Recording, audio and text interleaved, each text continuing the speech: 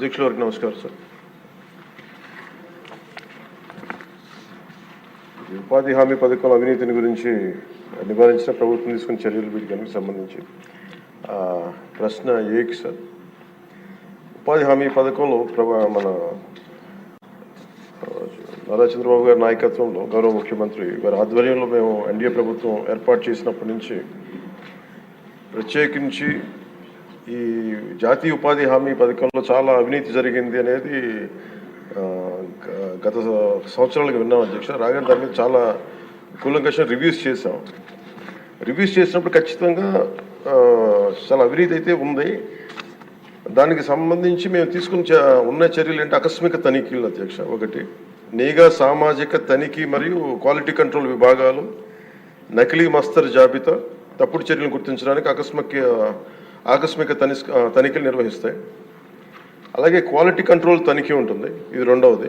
ఆన్లైన్లో కేటాయించిన పని నిర్దేశించిన ప్రమాణాలకు అనుగుణంగా ఉన్నాయో లేవో గుర్తించడానికి నాణ్యత నియంత్రణ తనిఖీలు నిర్వహించడం అవుతుంది.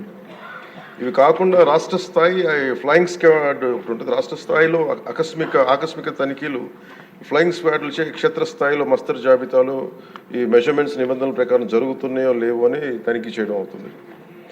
మరి ఎవరైనా సరే వ్యక్తులు తప్పు చేసినట్లయితే ఎస్ఆర్డిఎస్ క్రమశిక్షణ నియమావళి ప్రకారమే తక్షణ చర్యలు తీసుకోవడం అవుతుంది. రెండో ప్రశ్నకి అధ్యక్ష, అసలు కర్నూలు జిల్లాలో ఉపాధి హామీ పథకం దుర్వినియోగం సంబంధించింది. కర్నూలు జిల్లాలో ఉపాధి హామీ పథకంలో దుర్వినియోగానికి సంబంధించి ఒక నిర్దిష్టమైన ఫిర్యాదు అనేది విచారణ నిర్వహించడం అయినది. బాధ్యులుగా సంబంధిత ఫీల్డ్ అసిస్టెంట్ దగ్గర నుంచి దాదాపు 39,329.37 మొత్తాన్ని దుర్వినియోగం చేసినట్టు నిర్ధారణ అయింది. వారిని విధుల నుండి సస్పెండ్ చేయడం అధ్యక్ష. అదనంగా విభాగం యొక్క సామాజిక తనిఖీ బృందం 25 మండలాలకు గాను 16 మండలాల అక్రమాలను గుర్తించింది.